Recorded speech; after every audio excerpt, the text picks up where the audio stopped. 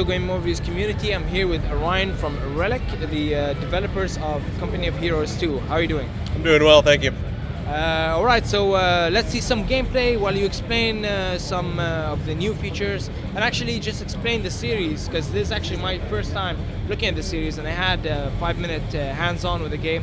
I gotta say, if you love Total War, this is right up your alley. If you love RTS, it's actually a very, very strategic RTS. It's very detail-oriented and lots of things to play around. So can you give us a brief overview on what's going on here?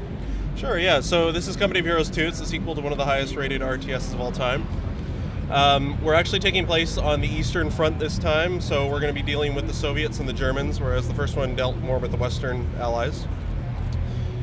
We got a lot of new big features for the game. We've got one of our newest features is Cold Tech, and what that is it represents sort of the brutal Soviet winters that they had to endure during the battles.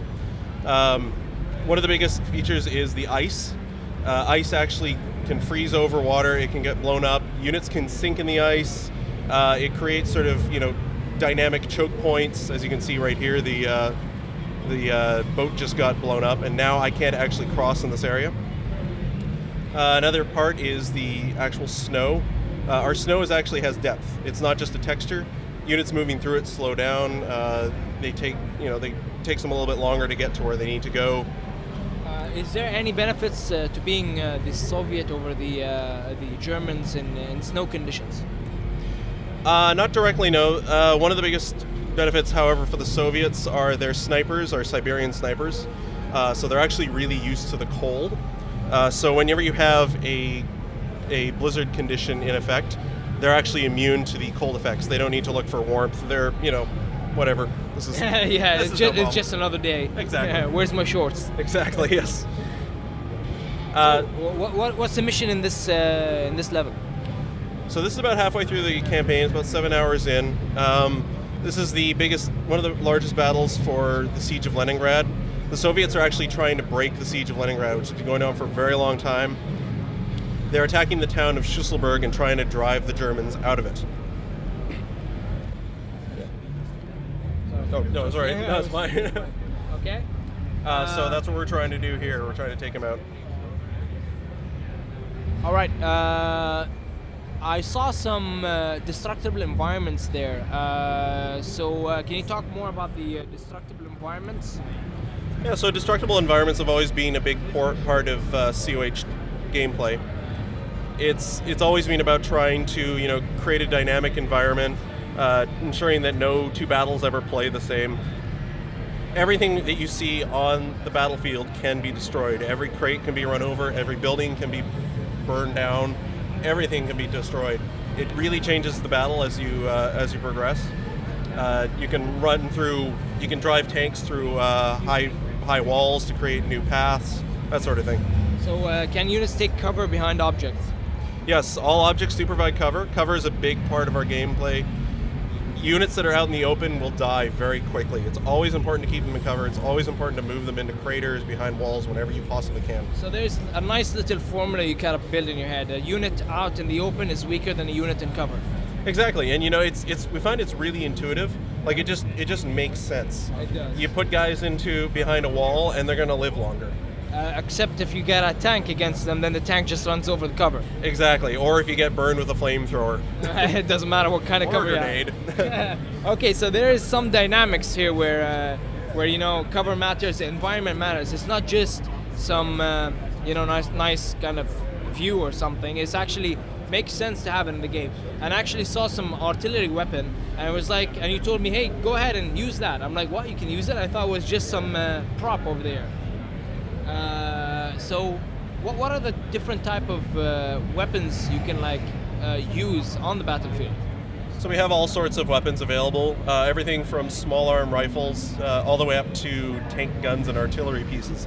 They all have different roles, and they all are useful against different types of targets. Our weapons are very realistic in that if you go up against a tank with a rifle, you are not going to hurt it at all. You need to use an anti-tank gun. Grenades are really useful for flushing infantry out of holes, out of cover, out of buildings, things like that. Flamethrowers also very good against cover. is there any strategy with flanking tanks or something like that? Yeah, all of our tanks also have armor values, which are very realistic towards how they really were. Front armor is always stronger, rear armor is always weaker. So when you're going up against a tank, your best bet is to always try to flank it whenever possible. Are there any units that, infantry units that the Soviet or the Nazi might have that could take on a bigger vehicle? Yeah, so both sides do have access to anti-tank weapons. The Germans, I believe, the Germans actually have access to a PaK-43, which is one of the largest anti-tank weapons of the war. It was so heavy you couldn't even move it. Like you could just rotate it on the spot. And that thing was really good at punching holes in pretty much anything that came up against it. Are there any hero units in this game or not? No, Or special units like that. We do have specialized units. Each Soviet commander has a specific, what we call a commander archetype troop available to them. So depending on if you're playing as, say, the Guards commander, you have access to Guards infantry. And Guards infantry are very good at, they can either take on other infantry or they can be specialized to take on light vehicles. Shock infantry, which is part of the shock discipline, they're really close quarter combat units. They like to get up close, take them out with their LMGs, pardon me.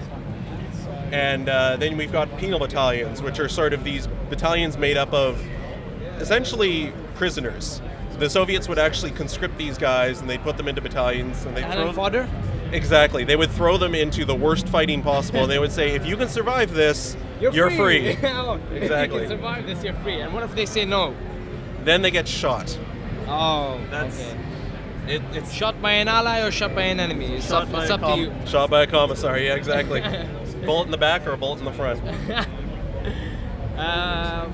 had a few questions I want to ask. Are there planes in the game? There are planes.